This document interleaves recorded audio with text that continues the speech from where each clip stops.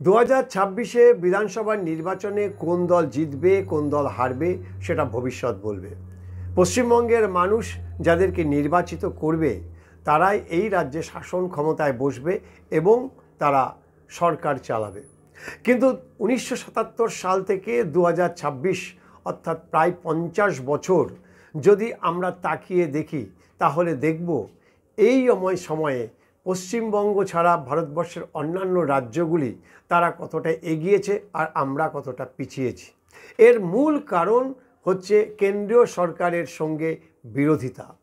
কেন্দ্রের বিরোধিতা করে 34 বছর বামফ্রন্ট রাজত্ব করেছে এবং তারপর পরের যে 15 বছর সেই 15 বছর তৃণমূল কংগ্রেস ঠিক একইভাবে শুধুমাত্র ক্ষমতায় টিকে থাকার জন্য এই আঞ্চলিক দল হিসাবে কেন্দ্রের সঙ্গে তারা পায়ে পা লাগিয়ে ঝগড়া করে গেছে।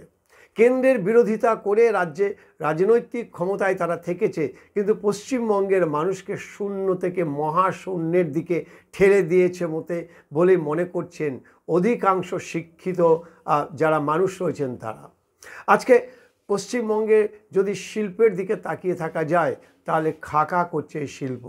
সরকারি তথ্য অনুযায়ী অনেক কিছু হতে পারে, কিন্তু আমরা বাস্তব যারা রাজ্যের মানুষ তারা হাড়ে হাড়ে বুঝতে পারছি আজকে পশ্চিমবঙ্গে কি অবস্থা।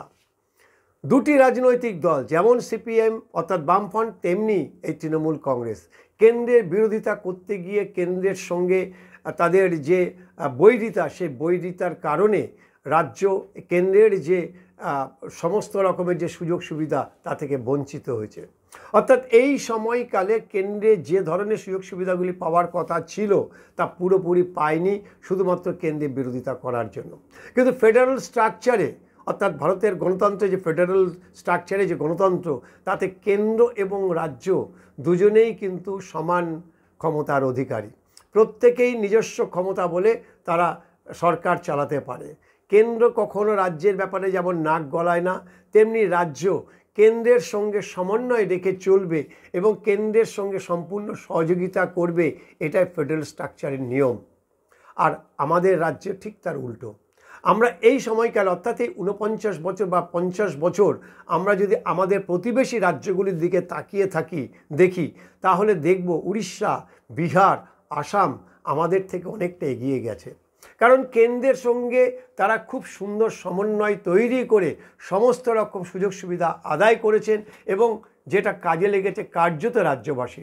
আজকে আমরা যদি আসামের দিকে তাকিয়ে থাকি, যদিও আসামে একমাত্র ওই অসম গণপরিষদ কয়েক বছর ছাড়া বাকি সময়টা কংগ্রেস সরকার চালিয়েছেন, এখন বিজেপি সরকার হু হু করে উন্নত হয়ে উঠছে আসামের সমস্ত যে সরকারি কার্যক্রম এবং তাদের যে পরিকাঠামো সেগুলি।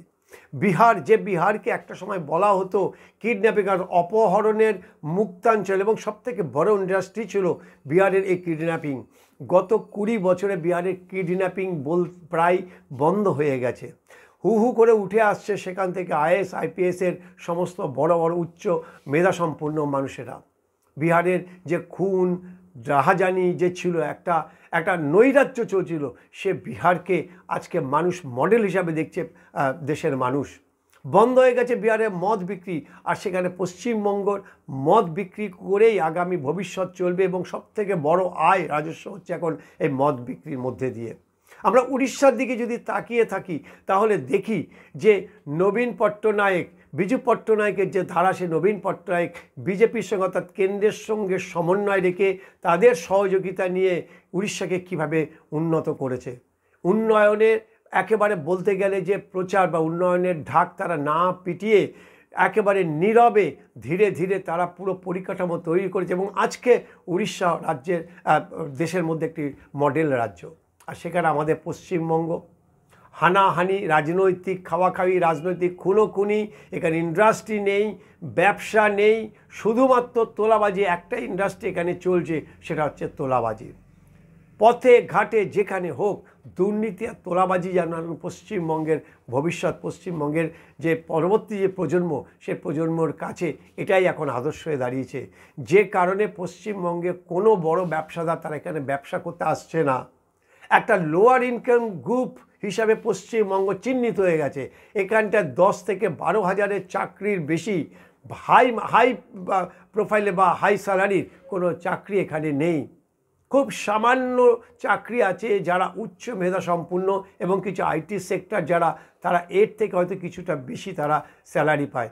কিন্তু এই যে স্যালারি পশ্চিমবঙ্গে হয়, যে পাওয়া যায়, সেই স্যালারিতে ভারতবর্ষের আর অন্য কোথাও এই চাকরি বা এই স্যালারিতে কেউ কাজ করে না, পশ্চিমবঙ্গেই হয়। আজকে অন্যান্য জায়গা থেকে পশ্চিমবঙ্গে আসতো পরিযায়ী শ্রমিকরা, আজকে পশ্চিমবঙ্গের মানুষ তারা বাইরে চলে যাচ্ছে, পরিযায়ী শ্রমিক তারা কাজের জন্য বাইরে চলে যাচ্ছে। সরকারি তথ্য, সরকারি প্রচার, নানা রকম ঢাক পিটিয়ে দেখাচ্ছে যে পশ্চিমবঙ্গ অনেক এগিয়ে গেছে, আমরা অনেক বিষয়ে এগিয়ে গিয়েছি, কেন্দ্র সরকার থেকে এটা তাদের সার্টিফিকেট দিচ্ছে, ওই কেন্দ্র থেকে সরকার থেকে সার্টিফিকেট দিচ্ছে ইত্যাদি নানা ঢাক পেটানো হচ্ছে। কিন্তু রাজ্যের মানুষ, আপনারা বুকে হাত দিয়ে বলুন যে গত 50 বছরে আমরা পশ্চিমবঙ্গের মানুষ কি পেলাম? আমার বয়স এখন 63 বছর, 50 বছর বাদ দিল অর্থাৎ 13 বছর। এই 50 বছর আমার জীবনে সবথেকে গোল্ডেন টাইমটা কেটে গেছে। এরকম আমার মতো আরও অনেকেই এই গোল্ডেন টাইম কাটিয়েছে। আমাদের নিট ফল হচ্ছে শূন্য। হতাশা, গ্লানি ছাড়া পশ্চিমবঙ্গের মানুষের কাছে আর এখন কিছু নেই। রাজ্যের বাইরে গেলে মাথা হেট হয়ে যায়। আর কোনো কাজ একটা করতে গেলে আমাদের এখানে রাজনৈতিক বাধা, রাজনৈতিক হস্তক্ষেপ এবং সেই সঙ্গে রয়েছে তোলাবাজি এবং দুর্নীতির অভিযোগ। সমস্ত কাজ পিছিয়ে যায়। কেউ কোনো সরকারি টেন্ডারে এখন কাজ করতে চাইছে না, তার কারণ মোটা কাঠমানি দিয়ে কাজ করতে হয়। আর পশ্চিমবঙ্গের মানুষ বারবার করে আমরা দেখেছি, বামফ্রন্টকে 34 বছর শাসন ক্ষমতায় রেখেছে, এবারে তৃণমূল কংগ্রেস ইতিমধ্যে 15 বছর হয়ে গেছে, 2026-এ জানি না তার ফলাফল কী হবে। কিন্তু কেন্দ্রের বিরুদ্ধে এইভাবে মানুষকে উস্কে দিয়ে বা মানুষের মধ্যে কেন্দ্রের সম্পর্কে একটা বিরূপ মনোভাব প্রকাশ করে দিয়ে বা বিরূপ মনোভাব তাদের মধ্যে ঢুকিয়ে দিয়ে আখেরে কি পশ্চিমবঙ্গের কোনো লাভ হচ্ছে, এই প্রশ্নটা করার সময় উঠেছে, এই ভাবার সময় উঠেছে। এখানটায় কে ক্ষমতায় থাকবে, কে দিদি থাকবে, না ভাইপো থাকবে, না হলুদ থাকবে, না নীল থাকবে, না লাল থাকবে, না পদ্ম থাকবে, সেটা বড় বিষয় নয়। বড় বিষয় হচ্ছে আমাদের রাজ্যে মানুষ আমরা কি পেলাম, আমরা কি পাবো, আমাদের সন্তান সন্ততি আগামী প্রজন্ম পশ্চিমবঙ্গের থেকে কি পাবে, এই কথাটা ভাবার সময় এসছে। আপনারা ভাবুন ভাবুন। ঋত্বিক ঘটকের ভাষায় বলতে হয় যে ভাবো ভাবো, ভাবা প্র্যাকটিস করো।